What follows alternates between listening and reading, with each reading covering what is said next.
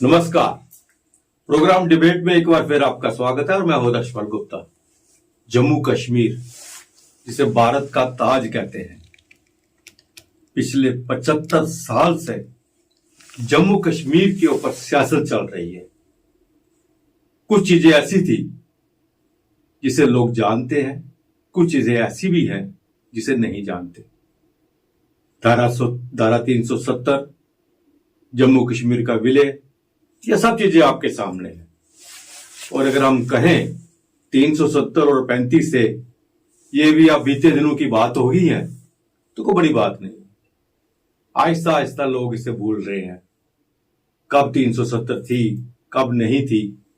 क्योंकि अब धारा 370 रही नहीं है, उस पर चर्चा भी बहुत हो चुकी है इन 3 सालों में, और लोग समझ भी गए हैं कि अब इसके बारे में बोलना या सोचना बेमाने है।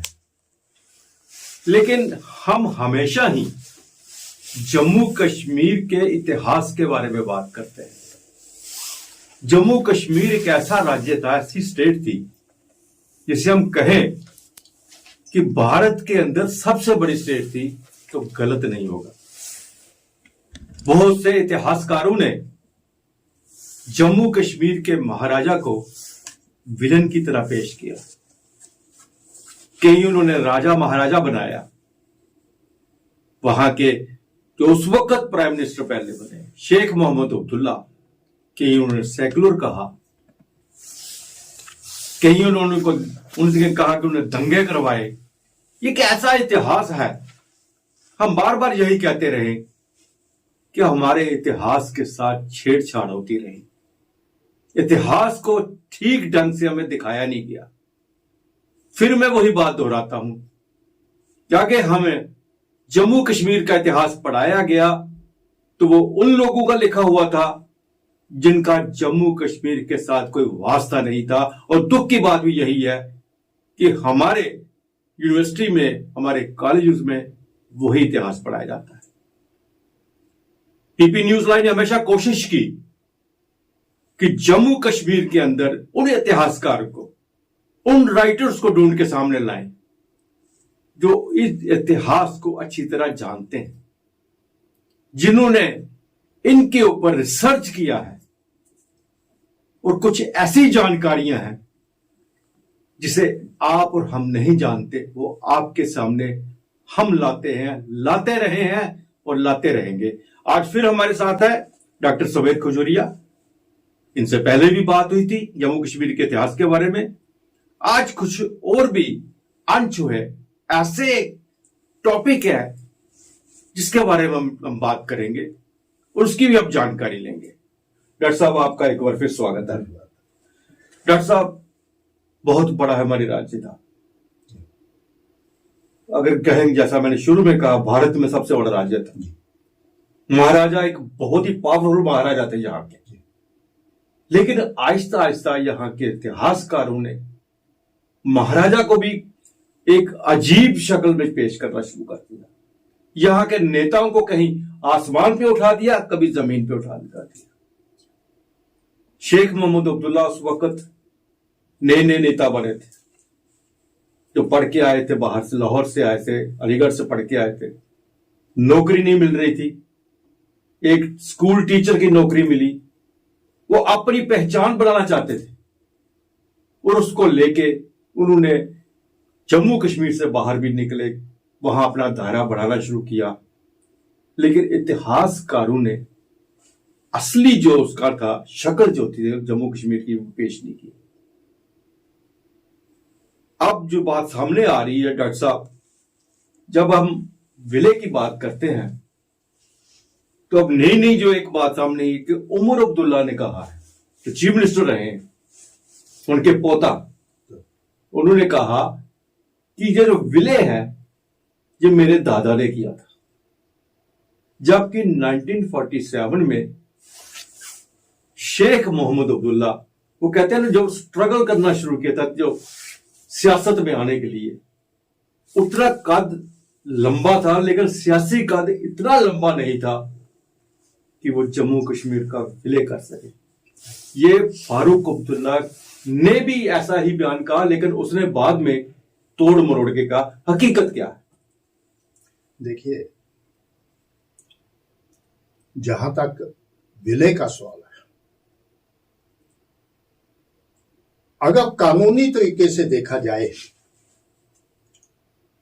तो विलय जो था उस समय, जो इंडियन इंडिपेंडेंस एक्ट के तहत उस समय जो प्रिंसली स्टेट्स जो थी, वो भारत के साथ उनका विलय का जो ऑप्शन था वो किसी और के पास नहीं था, एक रूलर के पास था। और उसके लिए इंडियन इंडिपेंडेंस एक्ट को आंखें खोल के देख ले, और उसके में साफ लिखा है कि ये जो कार्रवाई होगी वो गवर्नमेंट ऑफ इंडिया एक्ट 1935 जो 15 अगस्त को लागू होगा उसके मुताबिक होगी।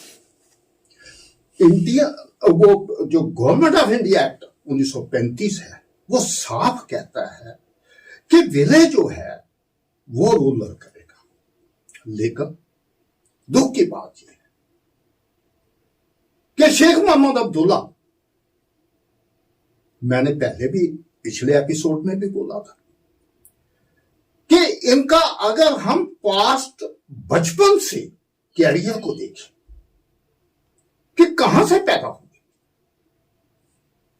ये छुपने वाली बात नहीं कि वो रिलीजियस लीडर थे जिसको कुरान का एक्सपर्ट माना जाता था। हाँ, ये बात बिल्कुल सही आपने कही। दूसरी बात, उसके बाद वो चलते चलते लाहौर भी गए, लेकिन उनका दिमाग जो था मोस्ट, मतलब मैं कहता हूं पोल्यूटेड बना, वो अलीगढ़ यूनिवर्सिटी में बना। और वहां से आकर एमएससी करके आए। ये ऑन रिकॉर्ड है, किसी को भी शक वाली बात है, रिकॉर्ड पर देखिए उनकी फैमिली से शेख मोहम्मद अब्दुल्ला की डिग्री जो है पोस्ट ग्रेजुएशन की देखी, एमएससी करके आए थे, वो 3rd डिवीजन में पास करके आए थे। महाराजा के समय में एक लेक्चरर की पोस्ट निकली, जो झगड़ा जो है, माइंडसेट जो है वो उनका वो सब क्लियर होता है वहां ही। तो लेक्चरर की पोस्ट के लिए उन्होंने उसके लिए एप्लीकेशंस मांगी। उसमें 2 आदमी ने अप्लाई किया, एक शेख मोहम्मद अब्दुल्ला थे, दूसरे कश्मीरी पंडित थे। उनमें 2 में से एक को उन्होंने चुनना था। उन दोनों जो गस्टेड अफसर की अपॉइंटमेंट हुआ करती थी वो महाराजा खुद इंटरव्यू देते थे। तो उन्होंने जब इंटरव्यू लिया तो देखा दोनों की कंपैरिजन, जो कश्मीरी पंडित थे वो फर्स्ट क्लास फर्स्ट थे, उसका भी रिकॉर्ड देख लीजिए, जिसको उस समय लेक्चरर अपॉइंट किया गया। लेकिन शेख मोहम्मद अब्दुल्ला को मेरिट में नहीं आते थे, नहीं आए।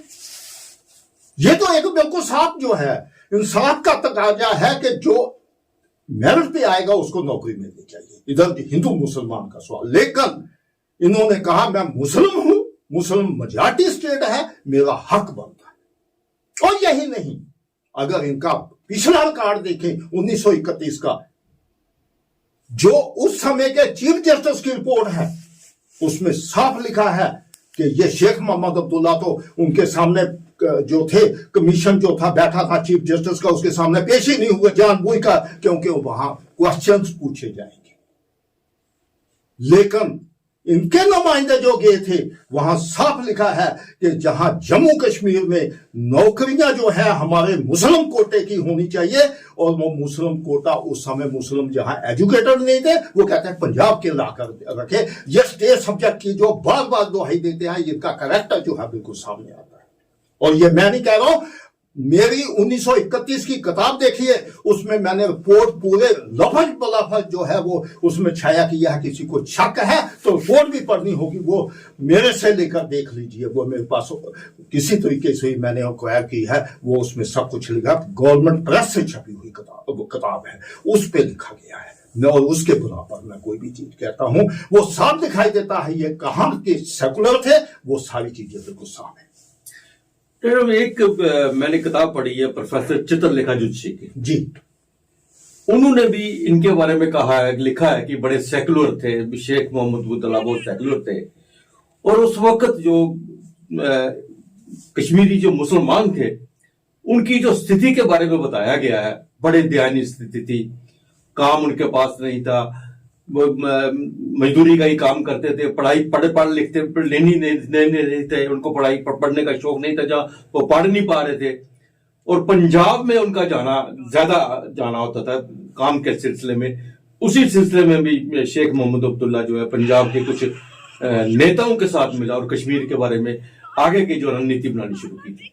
देखिए, जहां तक चित्रलेखा जी का तल्लुक है, उन्होंने जो कुछ पढ़ा है वो लफ्जों की बात कही है, एक्स की बात नहीं कही। आदमी की पहचान उसकी करनी से दिखाई देती है, उसके लफ्जों से नहीं। मुंह से मुंह मिट्टी कोई भी बन सकता, कोई भी लफ्ज बोल सकता है, लेकिन उसके करनी क्या थी वो दिखने वाली चीज।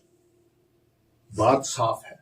ये ठीक है, उन्होंने बोला मेरे कुरान में इंसाफ होना चाहिए। क्या ये इंसाफ था?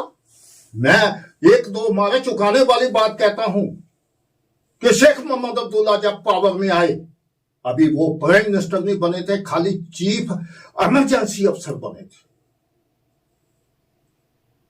उन लोगों ने आते ही, क्योंकि ये मेयर चांद महाजन की किताब में भी लिखा है कि शेख मोहम्मद अब्दुल्ला जो मैंने जज किया है, वो उनके लफ्ज हैं लुकिंग बैक में, कि उन्होंने कहा जो मैंने इसको देख के मिलने के बाद जज किया है, for the sake of power he can go to any extent. जो उनके लफ्ज बिल्कुल मैं दोहरा रहा हूं। और जब ये चीफ इमरजेंसी अफसर बने, मारे चुकाने वाली बात है, ऑर्डिनेंस और रूल जो है हेड ऑफ द स्टेट करता है। ना ये प्राइम मिनिस्टर थे ना हेड ऑफ द स्टेट थे। उस समय हेड ऑफ द स्टेट महाराजा हरि सिंह खुद थे और प्राइम मिनिस्टर जो थे उस समय मेयर चांद महाजन थे। ये तो खाली उनके अंडर काम कर रहे थे एज ए चीफ इमरजेंसी अफसर। और इन्होंने किस किस्म की वहां उस समय में अपनी पावर अब्यूज की है कि ऑर्डिनेंस खुद जारी करना शुरू कर दी।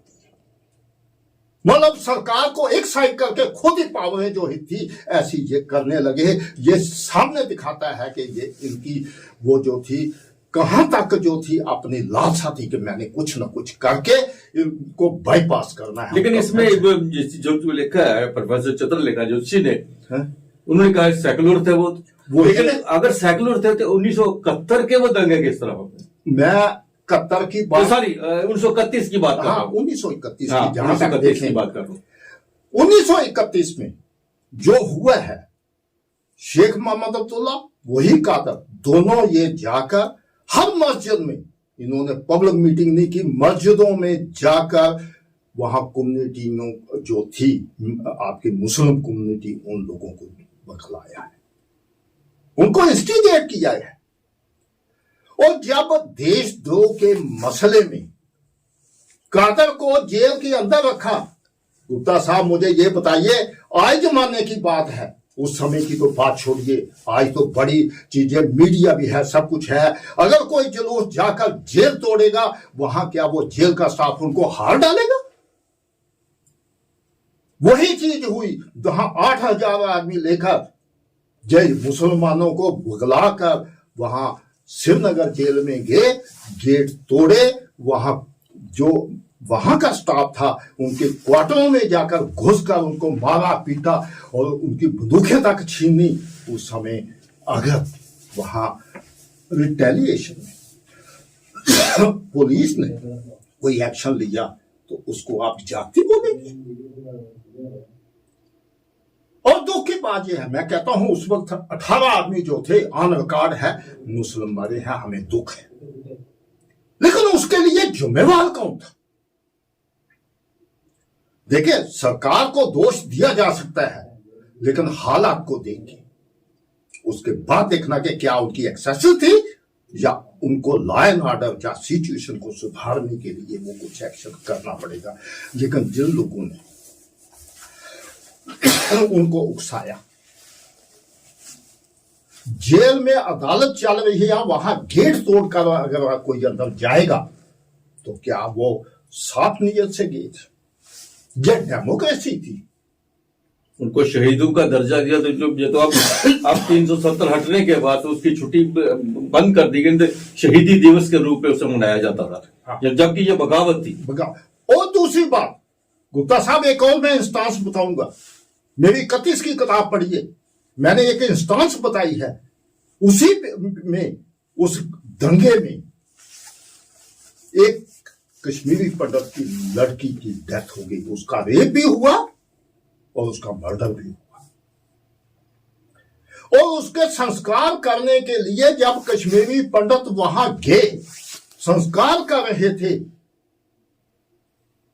वो वहां जाकर वहां क्या किया इन लोगों ने? उन पर गोली भी चलाई, लाठियां भी चलाई और 2-3 कश्मीरी पंडित मरे हैं उसमें। उसके बारे में इतिहास खामोश है। वो खामोश है, वो उसको कभी भी ये लोग नहीं बताएंगे। और यही नहीं,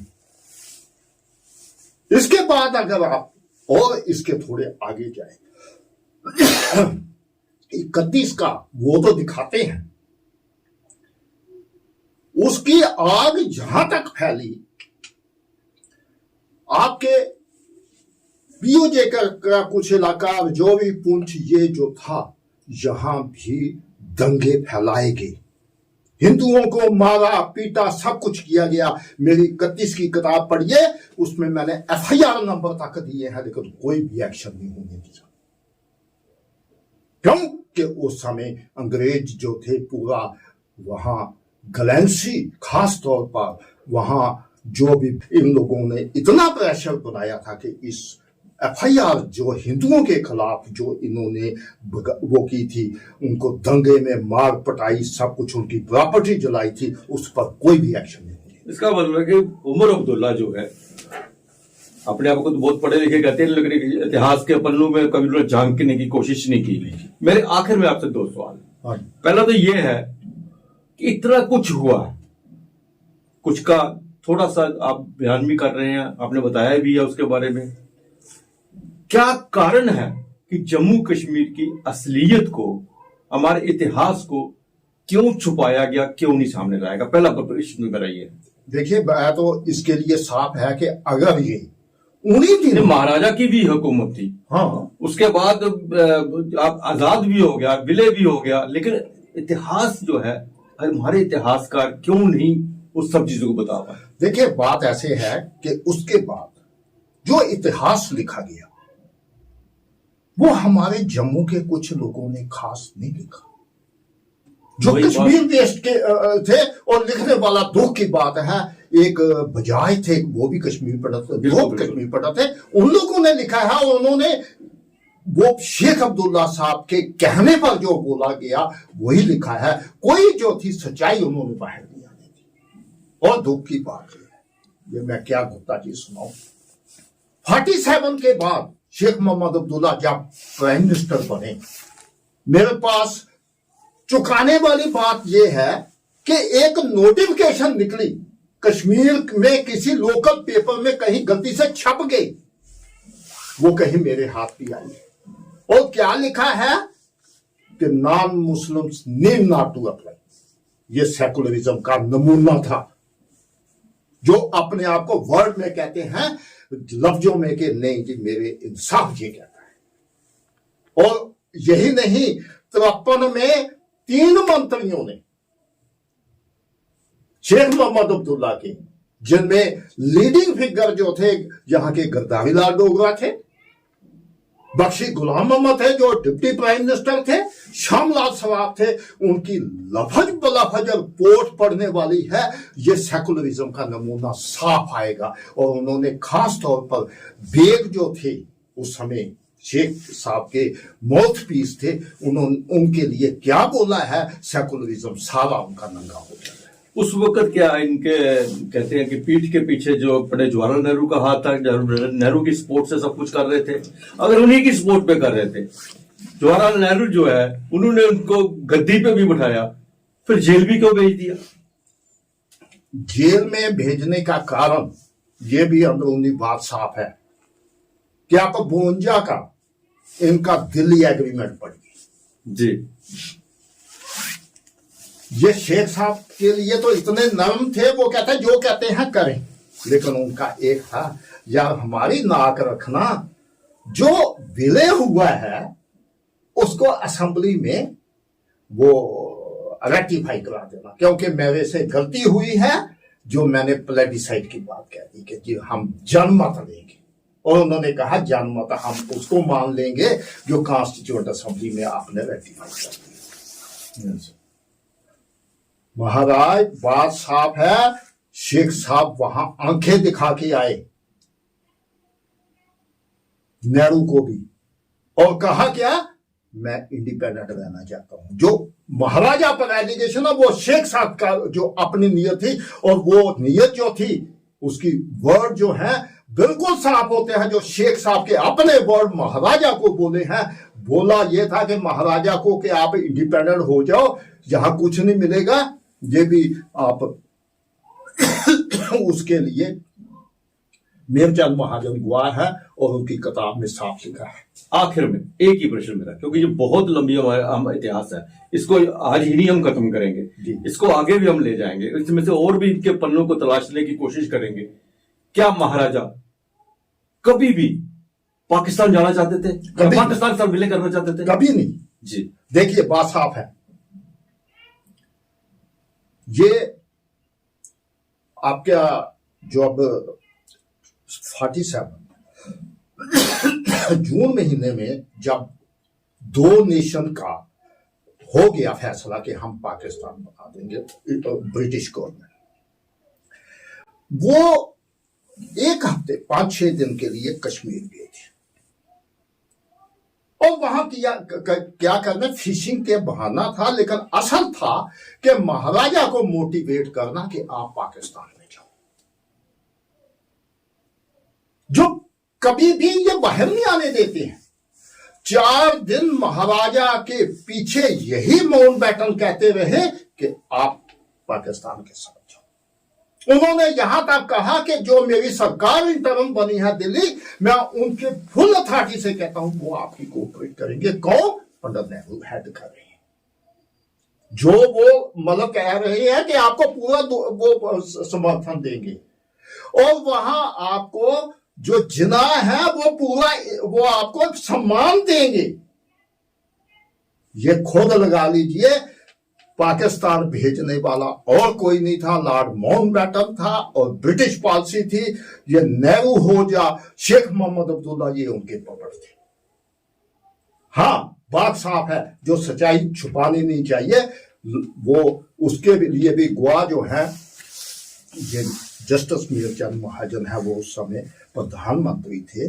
जब विलय की बात आई तो यहां से वो गए 26 की सुबह 8 बजे वहां दिल्ली पहुंच गए थे विलय पत्र लेकर। वहां बड़ा इंपॉर्टेंट वो इंसिडेंट पेश हुआ कि वो बाहर जो थे अपने वहां ड्राइंग रूम में बैठे थे, तो वहां जाकर नेहरू से मिले थे मूर्ति भवन में। तो वहां जो है उन्होंने कहा कि मुझे महाराजा ने बोला है कि फौज देंगे तो आपने विलय करना है, नहीं तो इनको रहने दो, तू जाओ तुम कराची। हम जब मजबूर ये कर रहे हैं पाकिस्तान में जाकर वहां ही मिलना पड़ेगा, हमें क्या करना, मुझे तो स्टेट बचानी है। गुप्ता साहब चुकाने वाली बात है। पंडित नेहरू ने कहा यू लीव माई होम। किसको? मेरचंद महाजन को।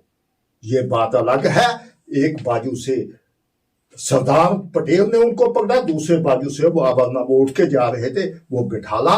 तो शेख मोहम्मद अब्दुल्ला जो थे वो साथ वाले कमरे में सुन रहे, जो कहते हैं कि महाराजा भागा, वो पहले भागकर नेहरू की शरण में वहां दिल्ली पहुंचे थे, और वहां से स्लिप भेजते हैं, वो भी ऑन रिकॉर्ड है कि ये जी विलय मान लो। क्यों?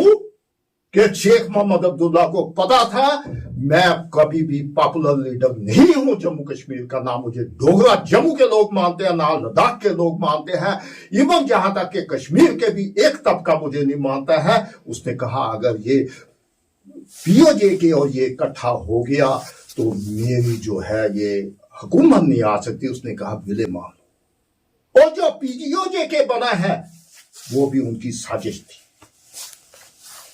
यहां तक क्या सुनाऊं गुप्ता जी, उस समय यहां के जो लेफ्टिनेंट जनरल थे करिप्पा, इस कमांड के मालिक, उन्होंने प्रपोजल भेजा जो हमारा इलाका किया है पीओजे का हमें वापस लेना है। उन्होंने पूरा एक्शन प्लान बना के दिया डिफेंस मिनिस्ट्री को कि इसको हमने वापस लेना है।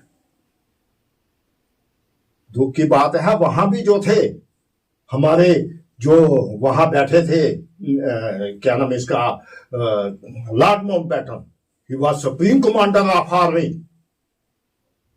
और उन्होंने इनकार कर दिया।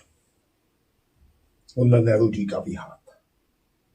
ये कहां तक क्या क्या सुनाओ कि हमारे लोगों के साथ क्या क्या हुआ है, और उसके पीछे कोई नहीं था। शेख मोहम्मद अब्दुल्ला, उसको पता था नॉन कश्मीरी स्पीकिंग अगर इलाका मेरे साथ जुड़ गया तो वो मुझे प्राइम मिनिस्टर नहीं रहने देंगे। बिल्कुल सही कहा है कि लेकिन इतिहास के ऐसे पन्ने हैं जिनको किसी ने देखा नहीं, खंगाला नहीं, लेकिन हम कोशिश करते रहेंगे।